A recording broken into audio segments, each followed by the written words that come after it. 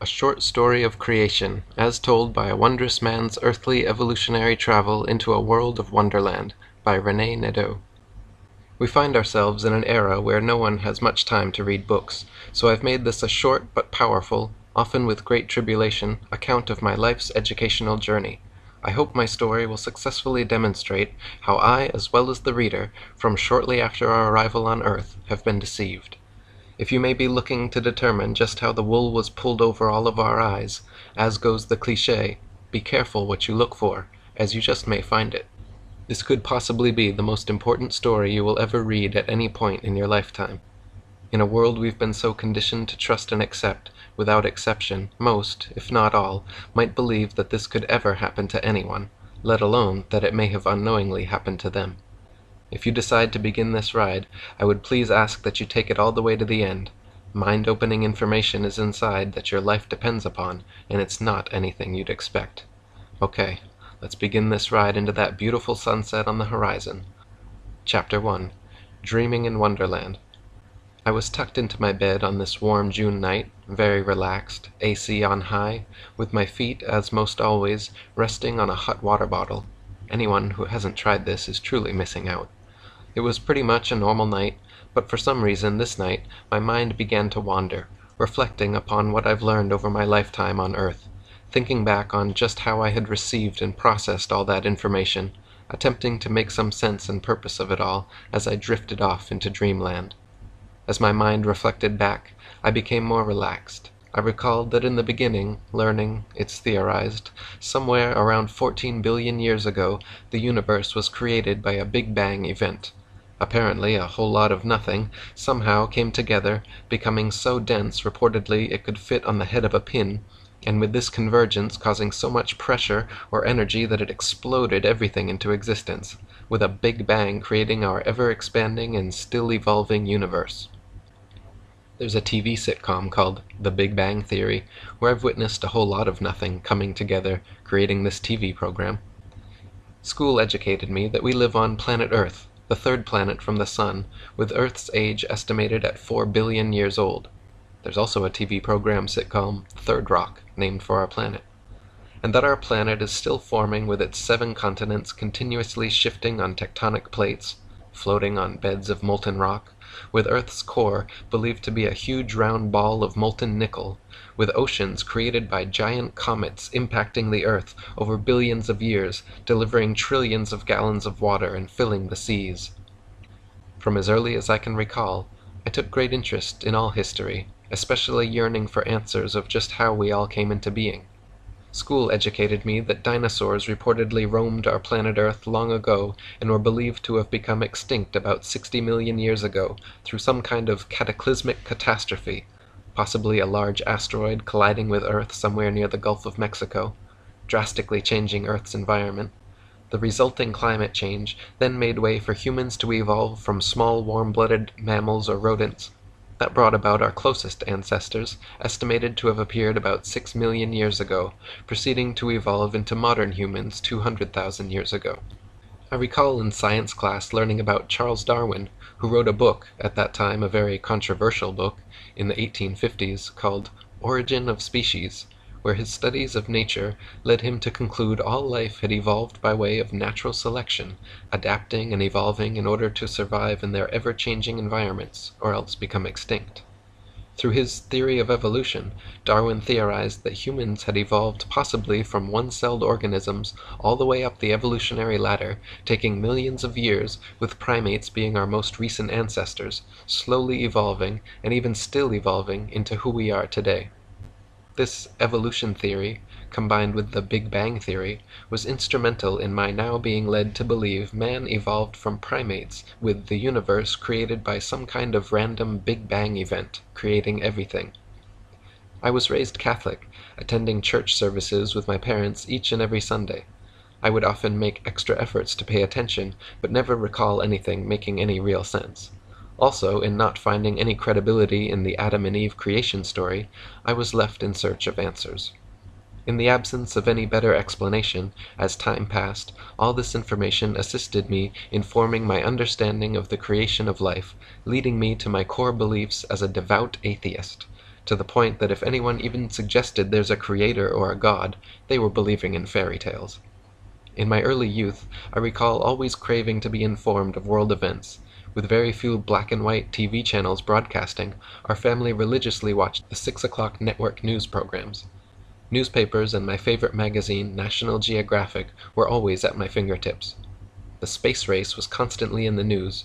I recall oftentimes our news networks would report that we couldn't trust Russia's state-controlled news media, highlighting that USA news reporting was unlike foreign news outlets, being our news media was free, honest, and truthful. We learned to have faith and trust in our free press, always reporting truth, even if and when US test rockets exploded on their launch pads. I have a memory of being in first grade as the teacher wheeled in a huge black and white TV. Having a TV in school was a big deal, not something I'd ever seen in school before.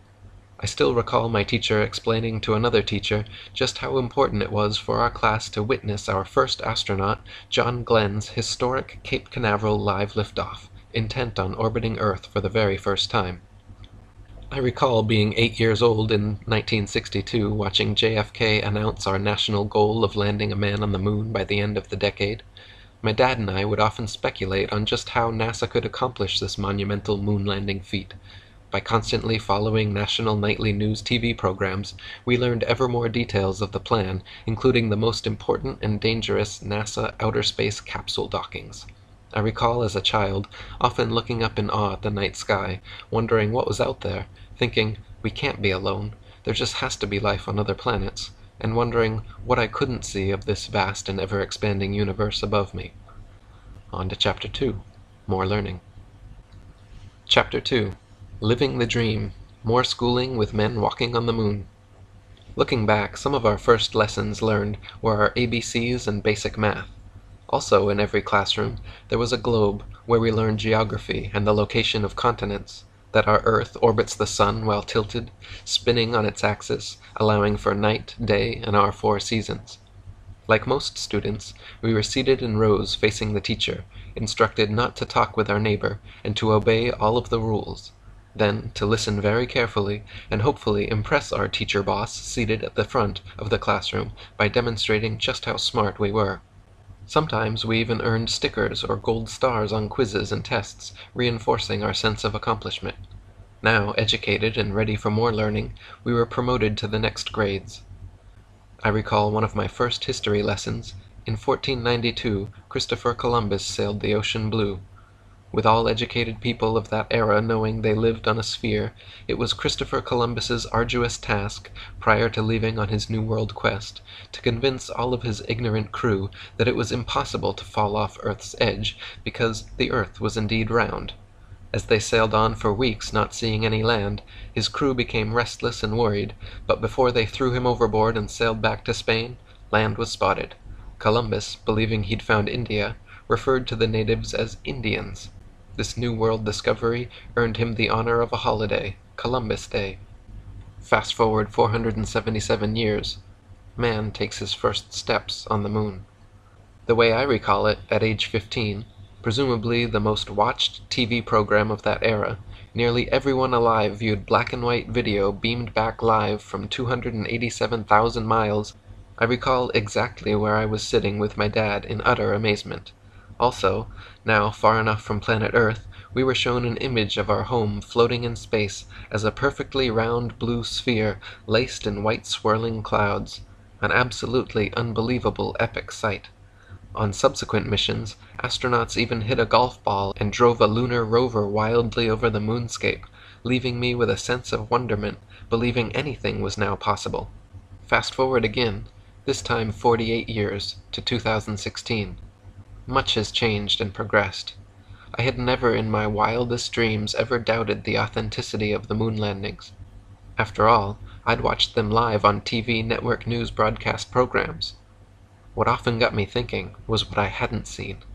After reportedly having men travel an unbelievable 287,000 miles, apparently with far less computer power than you and I hold in our hands today, even with our vastly improved technology, we still hadn't been back to the moon. Manned space travel had not progressed, but in fact had regressed to reportedly an international space station a mere 200 miles high up in Earth's orbit. So after nearly 50 years, man was staying ever closer to Earth, not exploring outer space as you'd reasonably expect progress would dictate. With these moon missions vital to my core foundational beliefs, from Earth to the entire universe, I just wanted the simple truth.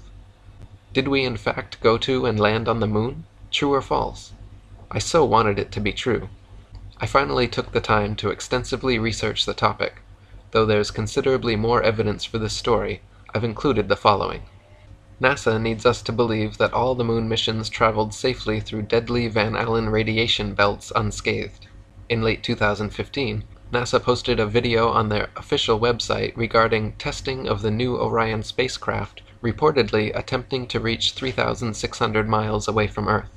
The NASA engineer went on to surprisingly and proudly explain that this test flight would travel higher up into space than we have ever been before, with Orion's shielding being put to the test to protect delicate electronics and guidance systems, and, more importantly, stressing, before they send humans this far up into space. Wasn't this shielding problem solved nearly half a century ago? Or maybe NASA doesn't remember they'd solved this problem, seeing as they've confessed to losing all 14,000 reels of telemetry data, including blueprints and all original videos for all the Apollo missions. So NASA has not just misplaced, but has lost forever all documentation evidence and physical proof of what's been referred to as the greatest accomplishment in all human history. How can something so vital to our national security and history that you'd expect to be stored in the National Air and Space Museum, or even possibly Fort Knox, be lost forever? Well, unless this documentation was intentionally lost, destroyed, or maybe it never even existed at all. As a side note, last fall I witnessed presidential candidate Bernie Sanders, in a debate response, in order to make a point, accentuating the impossible, said, "It's like they're going to go to the moon. It just ain't going to happen." Also telling, when viewing astronauts Buzz Aldrin and Neil Armstrong's moon mission interviews, their body language appears not at all consistent with truth-telling. I'm no expert, but I believe I've developed a good feel to know if someone is telling the truth. The bottom line?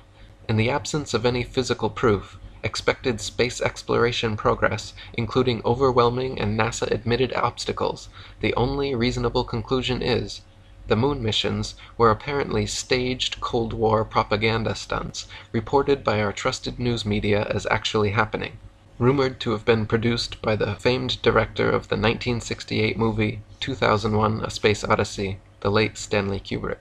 If it were at all possible to travel to the moon, after nearly half a century, NASA would surely have a simple HD camera positioned on the moon, aimed back at our Earth, or even moon bases by now, showing planet Earth spinning 24/7 in real time. They could even sell advertising on it. I know I, like many, would have a dedicated screen on constantly for our spinning planet Earth.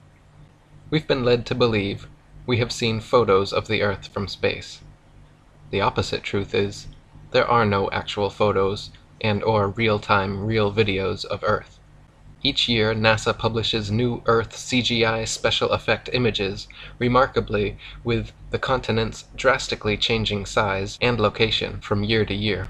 Reasonable expectations suggest oodles of real-time actual videos and selfie photos of planet Earth being available. Again, it's so often what we don't see that's so important to begin finding the truth.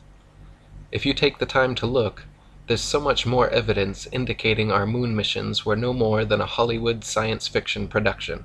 What I found shook the very ground I stand on, and this unprecedented deception is just the tip of the iceberg of revelations to follow.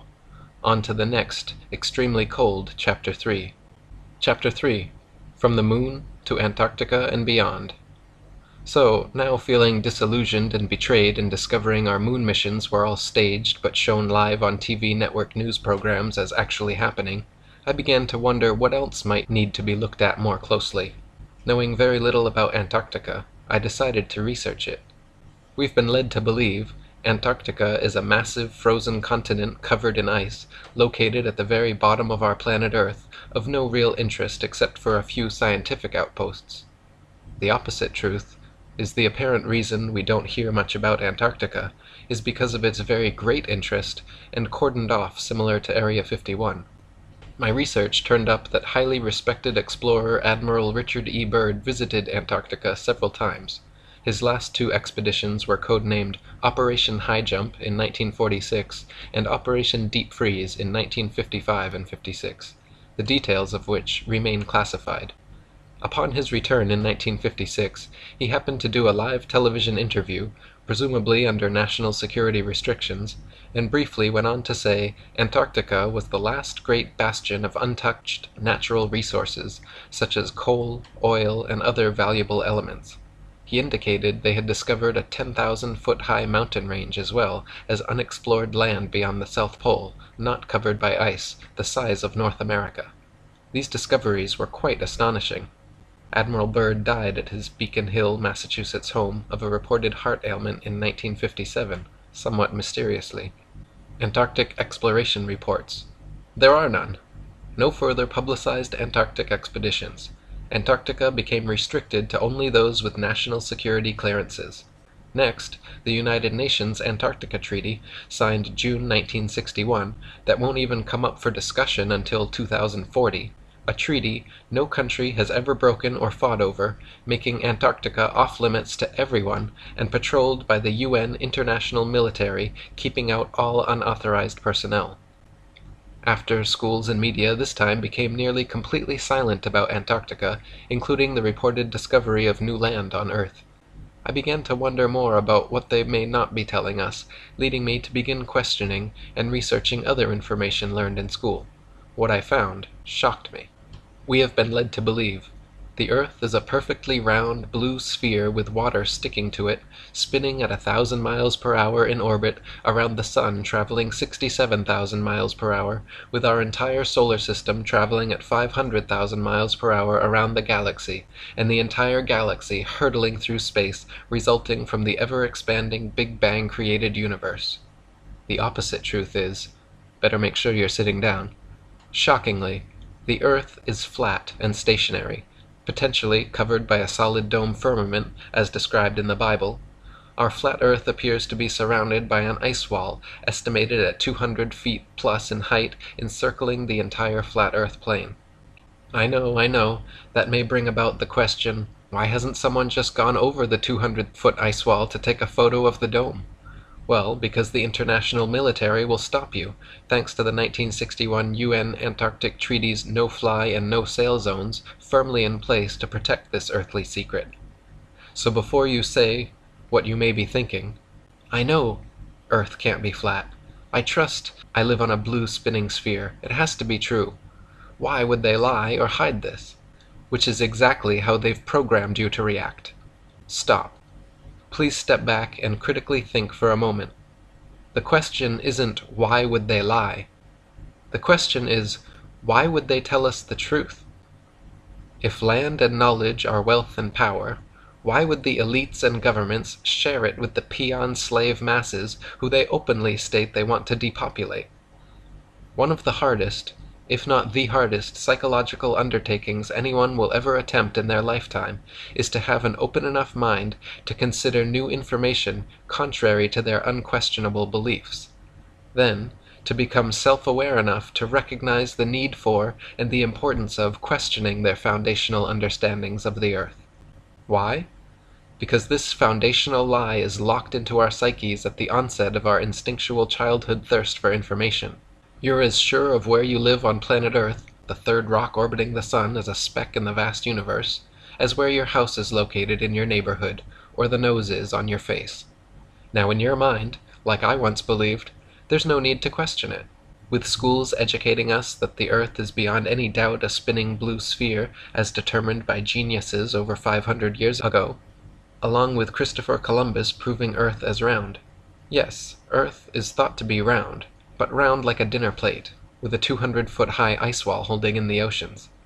In essence, we have all unknowingly been made members of a worldwide fundamentalist cult religion, our minds controlled since near birth by the high priests within NASA and media. We are educated into believing this is an unquestionably true fact, more than just about any other fact of life, that our Earth is absolutely, positively a spinning round globe, and, trained also to know that anyone questioning this unquestionable truth is a total fool for dismissing the obvious.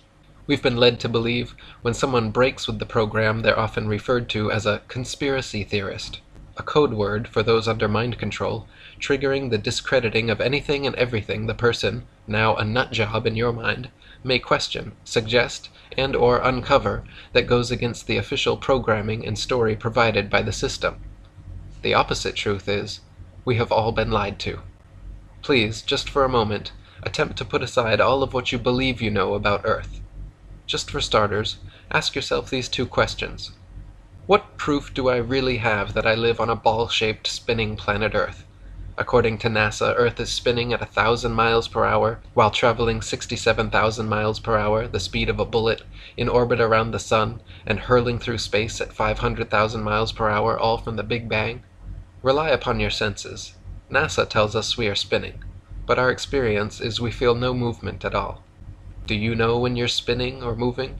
2. Again, why isn't there a simple HD camera positioned on the moon showing a selfie of planet Earth spinning in real time for all to see after nearly 50 years?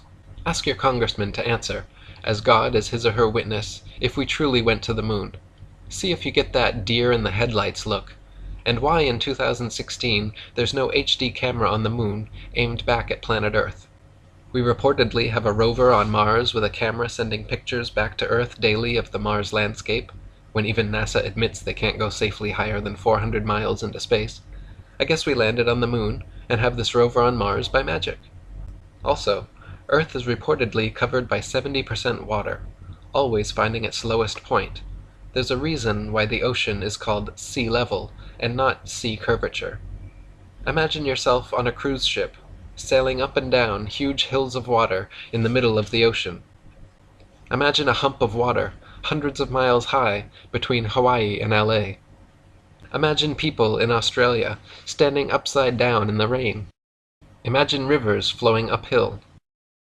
Check out the sun as it heats the tops of the clouds, or when sunbeams shine through them.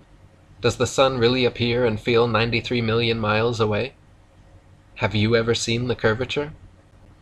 I know how hard this is because I once believed and fully trusted I was educated. I had no reason not to believe the earthly facts I was taught by the system were anything but true. I know for sure at one time in my life I'd surely have chuckled at any suggestion by anyone that Earth was anything but what you and I were programmed to believe as children. Another thought you may have is, what good does it do to me to know that the Earth is flat and not a spinning ball? If you keep reading, you'll find out just how extremely important it is for you to know where you live, and why this secret is so important that it remains a secret. On to Chapter 4, My Mental Illness Identified. Chapter 4, Global Mental Illness. I've recently and proudly been able to self-diagnose one of my mental illnesses, and I'm happy to report with self-therapy I'm on my way to a full recovery. Flat versus spherical Earth, I believe, is a form of widespread global mental illness contributing to declines in everyone's overall health. As an ordinary, critical-thinking human being, I have come to the conclusion that this mental illness should be identified as Round Earth Taut Anal Retention Disorder Syndrome, or simply retards, as determined by evidence that retarded my own eyes, preventing me from seeing the plain truth on the horizon, victimized by indoctrination experiences that all student inmates have been subjected to. If you feel the urge to dismiss what I've suggested about Earth, please keep in mind that it may be you, believing you're so educated, that it is you claiming to know everything, relying solely upon what the system that controls us told us. As indicated in my introduction, most, if not all, may not believe that this could ever happen to anyone, let alone that it unknowingly happened to them. But it surely did. It happened to all of us. You may be shaking your head, thinking that I must have lost my mind. The opposite truth is, I've recently recovered my mind, after unknowingly suffering for decades from full-blown retards, after putting trust back into my own senses and remaining critical thinking skills. Symptoms of full-blown retards may include dumbed-down, indoctrinated consumer debt slave, brainwashed, defending the very system of lies embedded in their minds since near birth that enslaves them, programmed to blindly trust all facts reported from a presumed trusted source as unquestionable truth, conditioned to ignore new information suggested by anyone that goes against their programming, even to go so far as ridiculing and ostracizing them. So comfortable and trusting of the system, they are unable to see any reason to seek out the truth about Earth. The bottom line? The retards in recovery is recovering from believing in fairy tales, much akin to a child in denial after finding out their parents were lying about Santa Claus. These early and formative years are crucial stages in understanding just how the world works. But now the child is forced to face the reality that their trusted parents lied to them. It's very traumatic, and not easy at any age when needing to reconsider a once believed undeniable foundational fact. I recall being in the first and second grades, witnessing children arguing about Santa Claus being real. The children who knew the truth would most always fail to convince others how they were being lied to. The children remaining unconvinced, dependent upon their parents for truth, with unwavering parental trust, would defend their parents and would no way believe those explaining to them their discovery that Santa was fake. Most children, I suspect, when first realizing the truth, were resistant to accepting that they were being lied to by their trusted parents, thinking, why would they lie? You may even recall similar childhood experiences in regards to Santa deceptions. Sadly, the vast majority continuing to suffer from full-blown retards are programmed so completely that they will refuse to even consider attempting to prove to themselves that Earth is truly a round spinning ball, remaining in disbelief as to why schools and media would ever lie to everyone about Earth.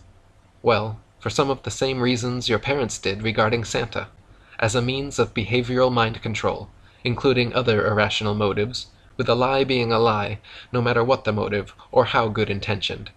It's not your fault, as we've all been subjected to many widespread successful psyops in history. On to Chapter 5. Schools Double Down. Chapter 5. Schools double down on destruction of the nuclear family. Education is not education, but indoctrination that has been so artfully administered from near birth to nearly everyone. We are then kept distracted, trusting and dependent, so that in essence we are all bowing down to worship big government and corporations as our God and Savior.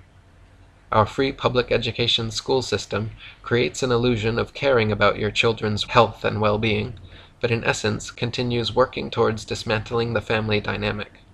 But why, you may ask? That seems crazy. Brief recap. Once everyone is believing we live on a spinning ball shooting through space at near lightning speeds, next is to teach children their existence is a result of a random Big Bang accident, created from nothing into something, and by sheer luck over millions of years to evolve into a chimp who one day came down from an African tree, learned to walk upright, made tools, lived in caves, then after more evolutionary changes and social tribulation, led us to our human civilization of today. You have been led to believe you are nothing special. After all, your ancestors are mere chimps, owing your very existence to an all-knowing system who medicates, vaccinates, and educates you about living on a spinning ball. The opposite truth is, Earth is of intelligent design, with each and every human an incredibly valuable creation living on a flat Earth plane. Human beings are absorbers of information that becomes a part of us. There's an ancient spiritual truth called samsara, where it's believed that everything you hear, think, say, or do is also stored in your heart, becoming part of your internal makeup. When attending schools, watching TV and movies, videos and internet, you are absorbing that data into your internal system, similar to a computer hard drive, with everything entering into your heart, especially young children, who are in even more of an absorbing mode, learning what it's like to be a human being. The school system is installing another virus, mental illness, onto your children's hearts. You have been led to believe we are no longer just males and females, but now gender fluid. Now we have little boys and girls questioning if they truly are little boys and girls. The opposite truth is, men and women are men and women. You just don't wake up one day looking to explore the opposite gender's sexuality, and now numerous gender identities, to then all grow up to have healthy heterosexual relationships and stable families. Also, using celebrities, you have been led to believe that nearly everyone in Hollywood is implied to be either gay or gender fluid, etc., encouraging exploration of individual sexuality, that in order to be a fully functioning human being, you need to explore your feminine side if you're a man, or your masculine side if you're a woman, sending the message that everyone's no longer just a stable heterosexual person, but that we are actually here by luck, living on a spinning globe without boundaries, discipline, duty, or order. The opposite truth is, this socially engineered mental illness is being perpetrated upon your children with the intent of ushering in more chaos to male and female relations and future family formation. By the system teaching, women can be men, and men can be women, with everything equal. Women are duped into not wanting to be bothered with being mothers anymore, and to act more like men. Feminism is not a grassroots movement, but started by the powers that be, the system, in order to brainwash, not to help, but to eliminate women, leading women to believe they were oppressed, when in fact the opposite is true, and they were the most privileged class in all of recorded history. Not having to work outside the home, they were able to partake in the most rewarding job of all, raising their children in the safety of suburbs with their husbands having full job security. Now stay-at-home moms raising children are nearly extinct, with others often shaming them into getting jobs. Tricked by the system into believing they were oppressed, these women must now work even harder for a system screwing them out of the natural order of family and life's renewal, in its place working heartless, empty, corporate wage-slave jobs, burdened with student loan debt, and often raising a child, no longer needing a male role model with the assistance of the system, often finding themselves alone or with cats in place of children and family, believing this was all their own idea. They have no clue what hit them, but will defend the very system that now enslaves them, as their fertility expires, often ending up lonely, highly educated, brainwashed, highly medicated, highly in debt, depressed, expiring cat owners, with litter boxes to clean, duped again that they can do anything, only to find themselves having to do everything, ending up with nothing but cats rubbing against them and dogs humping their legs, sagging, fading tattoos, and a lifetime of rainbows of unnatural hair dye, the likes of scary circus clowns, of blue, green, red, and orange, unattractive to men, and more dates with Ben and Jerry, including Dr. Feelgood, in order to distract them from the reality of failure. With all these created movements of fat acceptance, debt acceptance, STD acceptance, abortion acceptance, birth control acceptance, age acceptance, poor health acceptance, diabetes acceptance, etc., it all boils down to death acceptance. Women are being liberated right out of existence, with the system knowing the way to control anyone's mind is to lead them to believe they're free and liberated when they're not, and thereby reducing the population. Sadly, women are no longer in control of their minds and failing to see the obvious on the horizon. Men are being conditioned that masculinity is no longer a desirable trait, with everyone equal, and encouraged to act more like women, trending towards being conditioned to live more of a metrosexual lifestyle, even taught by the system and media that they can grow up to be women. In its wake, such men are becoming less and less attractive to women. Women acting like women are increasingly ever more difficult to meet, instead acting more like drag queens, causing increased rejection from men's attempts to meet them. This, along with most of the good-paying manufacturing jobs gone forever that gave men agency, has caused men's instinctual drive to provide and protect to greatly diminish, and for them to no longer have resources and/or status to attract a woman. The men that do have resources are in ever greater numbers unwilling to enter into marriage contracts or even relationships with women, as that leaves them vulnerable to financial and emotional destruction. Women are also in ever greater numbers becoming no longer attractive to men. The fat acceptance movement has tricked women that poor health, tattoos, and circus clown appearances is the new sexy, and that it's all men's fault in not finding them attractive. It has been insanely vocalized in media that men should love every inch of an obese woman's unhealthy body. This would be like having a male bum sitting on a street corner holding a sign up attempting to attract women saying, "You should love me for every penny I have." Marriage has been made unsafe ground and a recipe for total financial and emotional destruction. No-fault divorce laws have given preference to women in a life's contract, including family courts are most always in favor of women, while enriching lawyers and judges, where on a whim a woman can toss a man out of his own house, have his children taken away, and then be forced to pay child support. Men are conditioned that relationships with women are now to be avoided, with movements encouraging them to just go their own way, the ones that do choose to swim with the sharks, practicing catch and release. Many men now never leave home, watching internet porn and playing video games in their parents' basements. Family life is put on hold or never happens, leading to failure to be able to pair bond with women to produce the next generation. This leads to death and failure as a result of both men and women being unable to see the obvious on the horizon. The system is hell-bent on destroying the nuclear family, increasingly exerting ever more control over a population they intend to greatly reduce by controlling their minds, dividing and conquering us in ways we never saw coming and we still don't see happening. The U.S. population continues steadily falling below replacement levels, with fertility rates at all-time lows and single mothers giving birth to 40% of all babies born. Do you hear the system ringing any alarm bells to promote increased birth rates and marriages? No, but you may hear champagne bottles popping in the elite circles, celebrating success of peons unknowingly educated, brainwashed, right out of existence. Check the falling fertility rates for yourselves. Better yet, look around you. How many of your children, versions of you, do you see? Any? The intended result? Make men and women less and less attracted to each other. Accelerate the total destruction of two-parent nuclear families' godlike ability to create and nurture new life and healthy family values by example.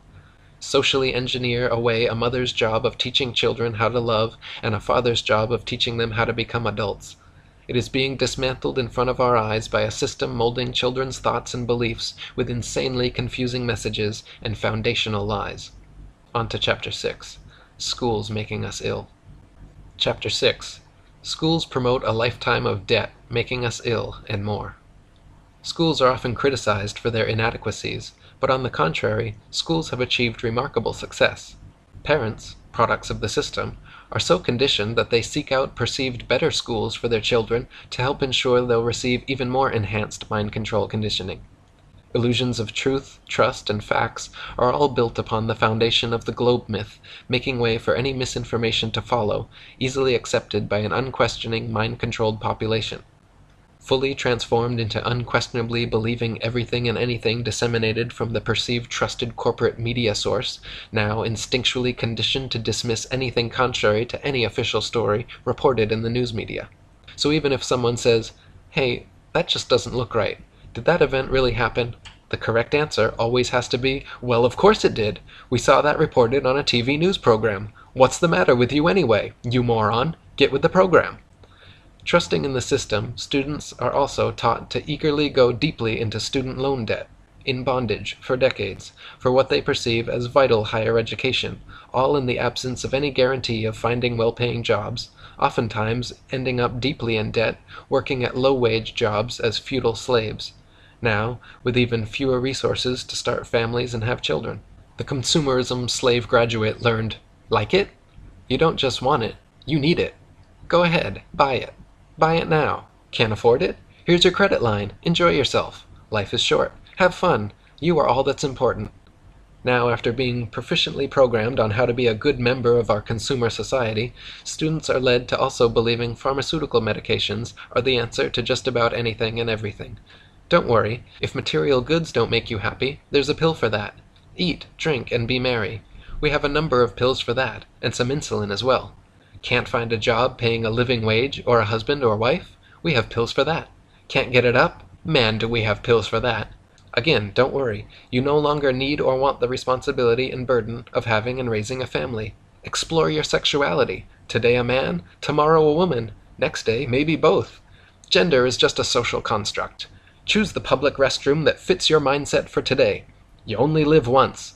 Live for your enjoyment. Take selfies all day. It's all about you. We'll take care of you when you get sick and old. No need for an extended family or any family at all. The system's here just for you. The message? Promoting gluttonous, narcissistic, irrational consumerism, debt, and confused sexuality. Led to believe, to be happy is to be distracted, medicated, and surrounded with material goods, to neither care nor realize you've been rendered a mindless slave. The opposite truth is, now rendered too distracted to even think about the absolute most important, challenging, and fulfilling part of life, creating and nurturing new life back to the earth, your success, your legacy. Result? Any children that happen to be born are destined to become even more controlled by the system. The population continues falling, unknowingly placed under a spell of free public education and media, no longer in control of their own minds, Unable to see the obvious, they've eliminated you forever by controlling your mind and the minds of your children. They've made it all about you, and it all ends with you. Chapter 6.1 Our Economy Today as We Age. Since we manufacture very little here in the USA anymore, something needs to drive our economy. It might as well be health care for ailments resulting from consuming poor and/or GMO diets and who knows what else. Under the illusion of health, doctors trained by the system are now looked upon as gods or high priests of the system, there to provide you a longer life as they proceed to prescribe poison pharmaceuticals and vaccinations that may affect you who knows how badly, from liver damage, memory loss, to cancer with endless possible side effects, etc. Meanwhile, the food industry, encouraging mass consumption resulting in obesity and being hooked on food that destroys your body's ability to make insulin only to end up with diabetes, knowing the inevitable pharmaceutical gods, mouths are watering, set up to care for all those brainwashed consumers who won't be able to live without them. Similar to a corner drug dealer of the past, there to sell you what you can now no longer live without. The system, again just for you, is searching for cancer cures, not for prevention, and knowing in advance there will be an ever-increasing demand, keeps cancer treatment centers popping up everywhere to meet the upcoming known demands. Only a society given all the opportunities and encouragement to make itself ill in every way needs a massive healthcare system. Again, the system caring about you is an illusion. We are being lied to on a scale that's off the charts. The bottom line is, for their bottom line, and also to put you through the agony of barbaric treatment with high-priced powerful chemicals for as long as possible before you die. They've even made giving birth unnatural, oftentimes becoming an ever more risky and profitable and ghoulish prospect, with C-sections ordered by your trusted doctor becoming ever more common. For those who do live a long life, the end of life oftentimes finds a way to again be unnatural, sedated with pharmaceuticals, starved, and dehydrated to your last struggling death breath. The message, again, don't have children because this is a horrible, painful, meaningless, consumer-driven, debt-burdened life from beginning to end, and just not worth it. On to Chapter 7, Seventh Inning Stretch, and so much more. Okay. I know there's been oodles of earth-shattering information put forward. Please stand up and stretch. Take a deep breath, because what I'm about to share with you may even be more shocking than learning of our flat Earth. Chapter 8. Top of the 8th inning. Batter up. Here's the wind-up and the pitch. I once saw this on a bumper sticker long ago. The brainwashed never wonder. And I didn't exactly know or realize what it meant back then. Believe it or not, and like it or not, as you now know, it has become apparent to me we're all confined here in a totally enclosed biospheric system planetarium, Earth of unknown size and shape, created by intelligent design. Kind of like, why would schools teach a curriculum of theory of evolution versus creationism? Why not both? Because creationism is not part of the programming, contradicting students' indoctrination of a spinning ball Earth rocketing through space and time.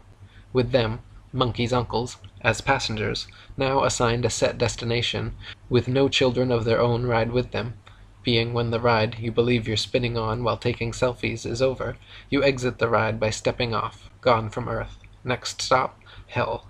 It's similar to misinforming people seated in an amusement park ride, set up and appearing to rapidly spin separately while whirling around at super speeds, even though they experience and feel nothing, are told that the ride has actually been underway since they arrived, and they just hadn't realized it. I, like you, was convinced for the better part of my life that this was true. This foundational belief that we all live on a spinning ball Earth makes way for our big government god to be worshipped as a false idol, then forced into paying tribute to that very system that keeps us all unknowingly brainwashed. Led to believe, from schools, that intelligence rests upon accepting, absorbing, and regurgitating information presented, confirming successful programming installation. So brainwashed, trusting, and dependent upon our educational systems, parents, being products of that same system, eagerly offer up their children's minds for programming shortly after their arrival on Earth. With the message, to resist is not only futile, but insane. The population is harshly punished into submission until accepting the programming one way or the other. The opposite truth is you're left with two choices. You can be true to yourself, ask questions, find real answers, and break free from your programming, spread the truth about Earth far and wide, at the risk of being ostracized, knowing that when attempts to expose the flat Earth to programmed, controlled minds are made, they'll vehemently resist. Programmed so well to know what they think they know as undeniable truth about the Earth, Moon, stars, and Sun, that even if they could question their programming, they're unable to see any benefit for them to do so, because they're perfectly happy in experiencing comfort and contentment while unknowingly on a path to extinction. Or, 2. You can be true to yourself, ask questions, find real answers, and break free from your programming. Seek out truth and meaning of our existence for yourself only, sharing with a select few that may be ready and or deserving enough to begin to be deprogrammed, knowing that those who walk amongst you are mostly hopelessly brainwashed, with many doomed to ultimate life's failure, and living your life, continuing to seek paths to the truth about our Earth and Creator, while being a creator yourself by having as many children as you can support, teaching them to rise above all the lies, distractions, and temptations of consumer gluttony. I guess one of the biggest dilemmas is what, when, and how do you tell your children? When and if you hopefully seek out the truth about the very ground we walk on? Do you tell your children all of what they're learning in school is BS, and while attending school to do it in a mode of suspension of disbelief? Do you withdraw them from school to homeschool them, knowing it will not prepare them for the world of deception we live in? Do you advise them to listen even more carefully in absorbing the programming entirely, and maybe, just maybe, they can become an astronaut, if they have the right stuff, selected for a possible upcoming mission to Mars, for a starring acting role, playing the part of a pathological liar? Do you flat out tell them the flat out truth about our flat Earth, and that they have been under mind control, with everything they have been told, have learned, and will be taught are lies intent on keeping them from reproducing? Will they even believe you? That, my friends, is all up to you to handle and figure out. It brings tears to my eyes that life is nothing like we have been led to believe. Those in control of our minds have convinced us that we all live on a painting of a spinning ball. It's been said, the bigger the lie, the easier it is to believe. Sadly, believing the biggest lie ever told in all of human history has resulted in the masses' total loss of control of their mind, body, and spirit, a loss so complete that many will never even realize they have lost it. On to the 9th, final thoughts. Chapter 9. Some final thoughts. Bottom of the 9th inning. Sadly, as I confessed in Chapter 1, I was led into becoming a devout atheist, zombie troglodyte, victim of my schooling indoctrination, reinforced by media, educated with BS and false earthly facts. Somehow breaking free from the master programming that stuck just enough, keeping me in the dark for decades, leaving me embarrassed that I didn't question all learned basic earthly facts I was led to believe sooner. For my entire lifetime I always considered myself open-minded, but knowing if anyone approached me 2 years ago and just mentioned the Earth might be flat, I would have instantly determined that a retarded moron was in front of me, because I, like you, believed I was educated, with all I needed to know, and fully able to spot a retarded moron when I saw one. I always attempted to live my life in that extraordinary claims demand extraordinary proof, when presented with any claim appearing as wild or outlandish. This strategy served me well in keeping me from believing what wasn't the truth. But I must confess to you right here, right now, flaws and errors in employing this foundational philosophy. For this to work as intended, it needs to be all-inclusive of any and all sources, or it can't be depended upon to serve you. My mind was unknowingly being controlled, just as yours is reading this right now, into trusting our educational system and news media to provide and disseminate truthful information, causing me not to consider what turns out to be the extraordinary claims actually being made about our Earth being a globe, all in the absence of any real proof. You were all wholeheartedly trained into putting blind faith and trust in what we've all been taught, in school and or shown on TV news, just as I was, even above our own senses. But if you like, you can call me a retarded moron for questioning my programming, and or for just sharing my discoveries. The opposite truth is, it's you that unknowingly suffer from full-blown retards, that childhood-induced mental illness known as round-earth-taught anal retention disorder syndrome, with school systems and media apparently doing even a better job on you than they did on me, trusting, as I did, that the system provided all the true facts needed to be known. As indicated in Chapter 2, my journey began with just needing the truth regarding our moon missions. again reported as being the greatest achievement of all humankind, and finding them to be fabricated. Then I discovered the secrecy surrounding Antarctica, and lastly, evidence exceedingly well explained by Eric Dubay's YouTube videos, demonstrating proof positive the utter impossibility that we're living on a perfectly round spinning blue marble hurtling through space. The more you desire and dig for the roots of your very existence and why we find ourselves in this game of life, the more you'll be amazed, being there's much more to this life than we've been led to believe, and sadly this desire is constantly and unknowingly being programmed out of everyone. Big government and news media has even made the word truth politically incorrect. Now anyone no longer under their mind-controlled programming are identified as truthers. Truth is not something anyone should be seeking. As in, get with the program, you moron. Only a moron would question the program's honesty and integrity. There's a notable quote in George Orwell's book 1984. In a time of universal deceit, telling the truth becomes a revolutionary act. Governments have no fear and no reason to fear any mass awakening due to their overwhelming programming successes.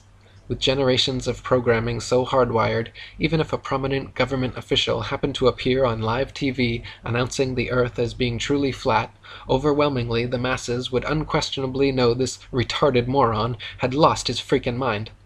I've written my story for those with gut feelings that something's wrong, but are unable to put their finger on it, hopefully now intrigued enough to investigate it for themselves. I would hope you'd agree that the only one anyone can truly rely upon and trust is yourself. There's a saying often heard when people are talking with one another, I suspect to ensure that they aren't being led to believe and or left feeling gullible having believed something made up. It's, are you serious? Now that I've shared with you what I've discovered, are you seriously not going to stop and think about it all for a moment? When you are told you are something you're not, and you believe it. You are living somewhere you aren't, and you believe it. You are flying, spinning, when you aren't, and you believe it. You can be told anything after, and you will not disbelieve it, resulting in now believing you are a monkey's uncle, living on a spinning ball, rocketing through endless space. Sounds crazy, but that's what we've all been led to believe. Those who are educating you with foundational lies have motives for doing so. They are treating you similar to a farmer caring for his livestock, feeding them what he chooses, keeping them content, comfortable, and distracted until they live out their usefulness. Charles Darwin got one thing right. Through his observations, he concluded survival of the fittest as being the key to life, with only the smartest, most healthy, and especially those with the ability to adapt, giving birth to and nurturing the next generation, or else experience the cruel reality of unceremonious extinction, wiped from the face of the earth.